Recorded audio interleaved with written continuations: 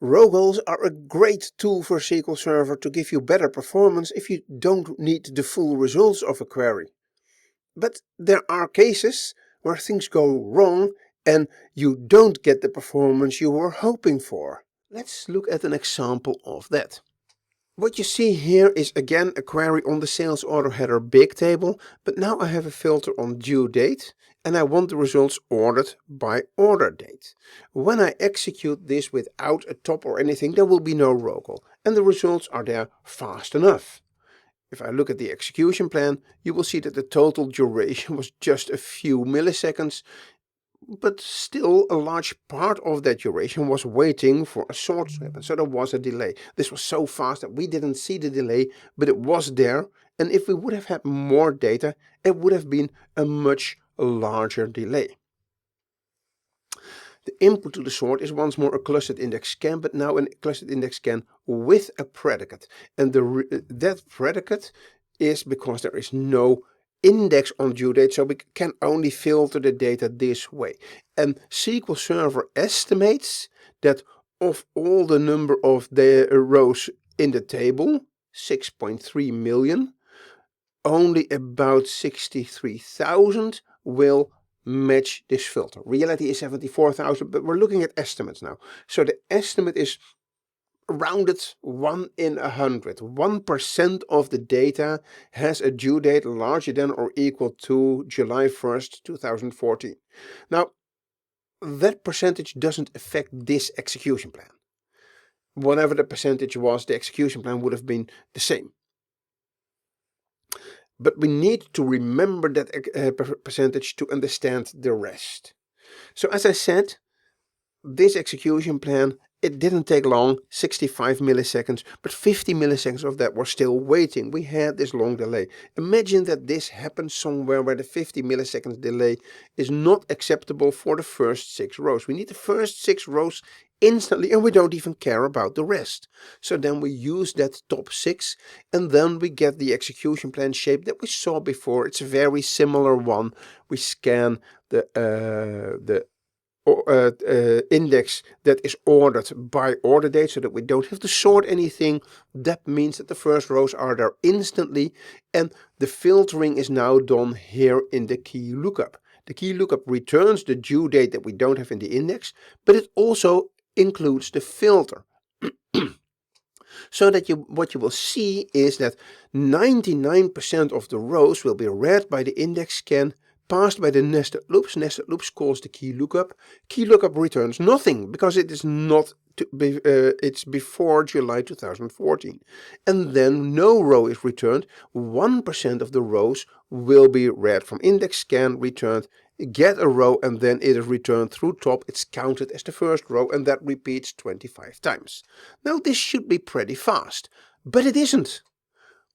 Where the full query took less than a second, the query where we ask for just the first 6 rows as fast as possible suddenly takes 6 full seconds. Why is that? And why is it that the index scan read so much data? Well, let's first return to the execution plan without runtime statistics. So what we see is that SQL Server says the estimated number of rows without rowgoal is 6.3 million rows. Nested loops will do the filtering on the key lookup. I'm not going to look at the estimates for the key lookup because if you have a key lookup with a pushed down extra predicate, all the row counts and such do weird thing. It's not in scope for this video, but weird stuff happens when you do that. So let's look at how many rows remain. The estimate here is, and I need to look at the estimate rows without rowgoal, that only 1% of the 6.3 million rows from the scan will pass the filter. So without a rowgoal, we expect 1% of the rows to pass. Now we apply the rowgoal. We only want 6 rows, so only the first 6, and that means we scale down everything by a factor of over 10,000 because we scale from 63,000 to 6. That scaling down is translated in a similar scale down here, where we scale down from 6.3 million to just under 600. Again, scaled down by a factor just over 10,000. So we estimate that only 600 rows need to be read, because basically 1 in every 100 rows will match. You need 6 rows, so you need 600 rows in total. But that doesn't work that way, because again, if I execute it, it takes a few seconds, and in the execution plan, once it's there, you will see that almost the entire table was read. Now the reason is, and let's quickly hop over to another query. This is the AdventureWorks sample database. AdventureWorks is a very old sample database. The data is old. The order dates run from June 2011 until July 2014. And the due dates are basically the same range, just a bit later, because normally a due date is a few dates after the order date. And that is also an important observation. So 2 observations. First, there are not that many due dates after July 1st, 2014, because the highest is July 12th. And second, there's a correlation between order date and due date. When we start scanning, because we wanted it scanned or by order date so that we didn't have to sort, so we started in 2011. And we had hundreds, thousands, millions of rows in 2011, 2012, 2013, the first months of 2014. And all of them have due dates before July 2014, because the due date is always 1 or 2 weeks after the order date. And only once we are approximately halfway to June 2014 do we get data back. So because of the correlation between order date and due date, basically all the rows we needed were at the end of the index, and we had to scan through almost the entire index before we found the first matching rows. And for every row we scanned, we had to do this lookup, and that makes it very expensive. The optimizer thinks everything is randomly distributed. That's why the optimizer thinks after about 600 rows I will be there. If everything had been randomly distributed, the optimizer had been correct. But it isn't randomly distributed. Fun fact, if we had asked for a descending order date, then we would have had the same mistake, but now it would have been beneficial. Now the data is instantly there.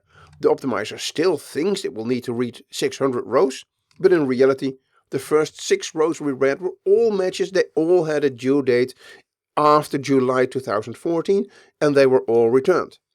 But this is not a problem. Here we have a bad estimate because of this correlation, but it's actually good performance. In this version, where we ordered by ascending order date, this Rowgoal suddenly bit us heavily in the legs, or in the ankles, or wherever you don't want to be bitten.